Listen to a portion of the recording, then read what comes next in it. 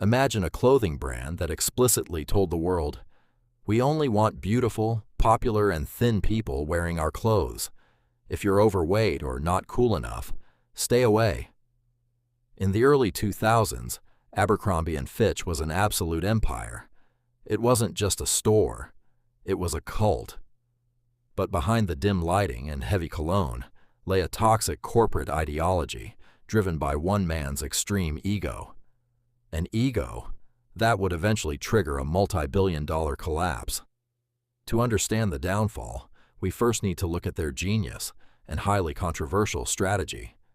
Walk into any Abercrombie store back then, and it felt like an exclusive nightclub.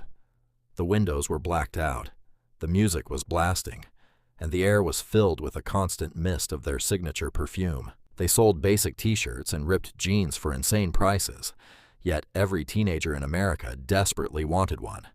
Why? Because wearing Abercrombie meant you belonged to the elite crowd. You were part of the cool crowd. And this hype was meticulously engineered by their eccentric CEO, Mike Jeffries. In 2006, Jeffries did an interview that would haunt the company forever. He openly admitted his strategy, stating, "In every school, there are the cool and popular kids, and then there are the not-so-cool kids. Candidly, we go after the cool kids. A lot of people don't belong in our clothes, and they can't belong." He wasn't joking.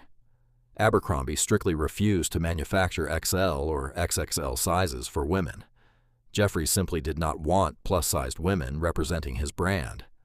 But the discrimination didn't stop with the customers.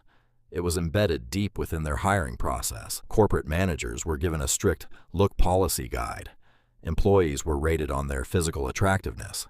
If a worker didn't fit the all-American classic look, which was practically code for white, thin, and blonde, they were either fired or hidden in the back stockrooms away from public view. But arrogance has an expiration date. By the 2000s, the world was changing. Inclusivity was in. Discrimination was out. Lawsuits rained down on Abercrombie for systemic racism and look-based discrimination. Protests erupted globally, and teenagers began burning their Abercrombie clothes on camera. Sales plummeted, and the multi-billion-dollar empire evaporated. Mike Jeffries was forced to step down in 2014, leaving behind a ruined legacy. Abercrombie learned the hard way that a business built entirely on exclusion and hatred cannot survive the test of time. What do you think was Jeffries' biggest mistake? Let me know in the comments. This is Biz Chronicles. See you in the next breakdown.